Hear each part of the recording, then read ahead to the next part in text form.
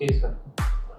Okay Ajit भाई ચાલો जी નો drugs in Surat સિટીના અભિયાન અંતર્ગત મહેરબાન સીપી સાહેબની સૂચના અનુસાર ડ્રગ્સ માફિયાઓને પકડવાની જે કાર્યવાહી ચાલે છે એ અનુસંધાને ગત તારીખ 24/6/26ના રોજ એક મારા ક્રાઇમ બ્રાન્ચના કોન્સ્ટેબલને બાતમી મળેલી કે કતારગામ લક્ષ્મીકાંત આશ્રમ રોડ ધારા ફાર્મની સામે ટીવીએસ જ્યુપિટર પર 3 આરોપીઓ ગાંજો લઈને આવનાર છે એવી બાતમીના આધારે ત્યાં વોચ ગોઠવી અને એ જ્યુપિટર પર 3 ઈસમો પકડાઈ ગયેલ, જેની પાસેથી કુલ 28 કિલો 64 ગ્રામનો ગાંજો, જેની કિલોની કિંમત 50,000 રૂપિયા ગણી 14 લાખનો મુદ્દામાલ કબજે કરવામાં આવેલો છે.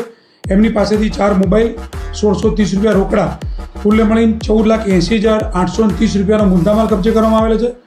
3 આરોપીઓની ધરપકડ કરવામાં આવી, જેમાં એક નિલેશ દુધાત, બેચરભાઈ પટેલ અને રવિ પરવાળિયા.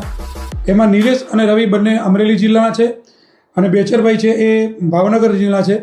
એમાં રવિ અને નિલેશ એ બંને જણા સાથે આ ધંધો કરતા હતા છેલ્લા 2-3 વર્ષથી, અને એ લોકો કેટરસનું કામ કરે છે.